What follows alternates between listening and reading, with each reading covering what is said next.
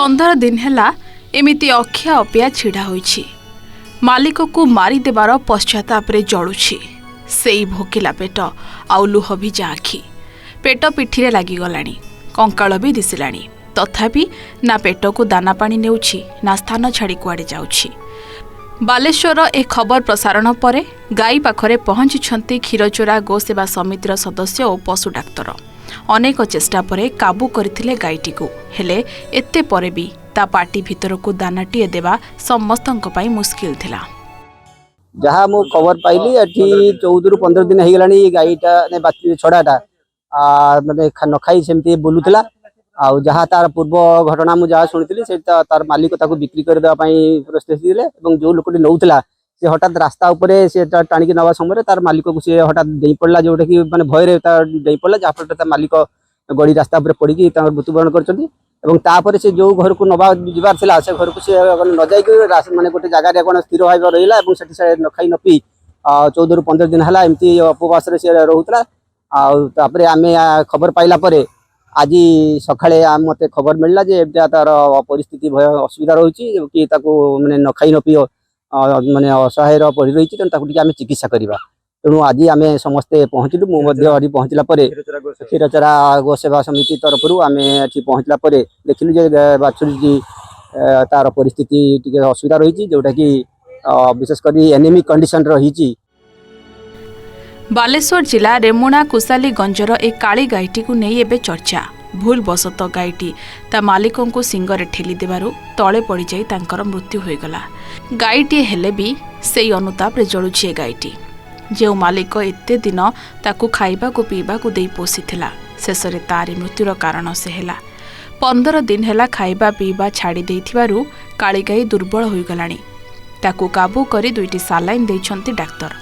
एते सबु परे भी गाईटी किंतु सही स्थान छाड़ी जाउनी जेउठी से ता मालिक को सिंगरे भूसीथिला।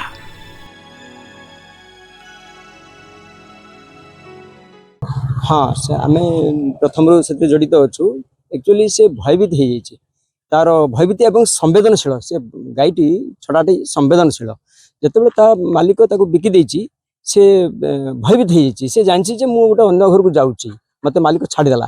तेणु सी जो बिंधिकी पकई जी नौला ताको भी बिंधिकी पकई देछि, 4-5 जन पकई रिटर्न करूला दौड़ी दौड़ी पलाऊला तार आत्मरक्षा से समय से मालिक छिड़ा होते सी मालिक को बिंधिनी से फेरुवा समय मालिक देहरे बाजिगला, सिंगटा बाजिगला, बाजिक से पड़गला और मृत्युवरण होगा। तो से दुखरे म्रियमाण होकर सी आज पर्यंत मालिक शोक माने संवेदनशील होकर से गोटे जगार छाड़ी जाऊनी। मालिक घर पाखे से जो पड़िया अच्छी से पड़िया से ठिया 15 दिन है खाईनी पीनी। गत 12 तारिख रे घटी थिला अघटन। मालिक रामचंद्र महारणा अन्य जन को गाईटी को देबा बेले हाथरू खसी जाइथिला गाईटी आउ से तांको ठेली दे सेठारू पळाइथिला। गाईटी सिंगरे ठेली देबारु तळे पड़ी जाइथिले रामचंद्र। तांको गुरुतर अवस्था मेडिकल को निया जाइथिला किंतु तांकर मृत्यु घटिथिला। राग हेउ किंबा अभिमान, रामचंद्रଙ୍କ देहांत परे गाईटी को नेबाकू तांको परिवार लोक आउ राजी हेउ नाहंती। सेपटे से दिन गाई किणिबाकू आसिथिबा व्यक्ति मध्य गाईटी को किणिबाकू अमंग हेउछंती। एपटे गाईटी मध्य से स्थान छाड़ी आउ कुआडे जाउनी। गोसेवा समिति कर्तृपक्ष चिकित्सा करिबा परे गाईटी को पुणी से स्थान रे छाड़ी दैछंती। हम ग्रामवासी कहलु जे गाईटा दिन खाऊ ना ताको गौशाला निया जाओ किंबा ता ट्रीटमेंट करा जाओ। तो ता ट्रीटमेंट तो आसी जाओ समस्त बुझाबुझी करके जाओ लोक सब आसते सब टीम आसी ट्रीटमेंट कर सैलाइन दे दिखाई ता ट्रीटमेंट में कराई ताको तो ए गौशाला निया जिवो आ गौशाला नहीं ट्रीटमेंट करा मु भी कहूँ जे गौशाला नहीं रखो ट्रीटमेंट चला। तो गाड़ी 15 दिन है कष्ट तो रहा पूरा तो अवस्था नहीं।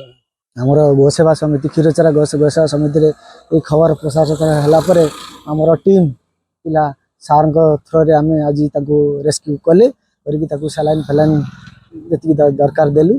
पुणी 2 रु 3 दिन ऑब्जर्वेशन छाड़िलु ता जगह तापर आम ताको गौशाला को रखिबू तार परवर्ती पदक्षेप नबू बर्तमान। दर्शक बंधु, आम दुनिया एमिति एठी एबे मनीष मनीष को मारी मध्य अनुताप करूनी। हेले गाईटी अजाणतरे करिथिबा निजर भूल पाई एबे पश्चाताप नियारे जळुछि। ଆଉ ନିଜକୁ କଷ୍ଟ ଦେଇ ନିଜ ଉପରେ ମାଲିକ ହତ୍ୟାର ପ୍ରତିଶୋଧ ନେଉଛି। ବାଲେଶ୍ୱରରୁ ଚନ୍ଦ୍ରକାନ୍ତ ଜେନାଙ୍କ ରିପୋର୍ଟ, ଓଡ଼ିଶା ରିପୋର୍ଟର।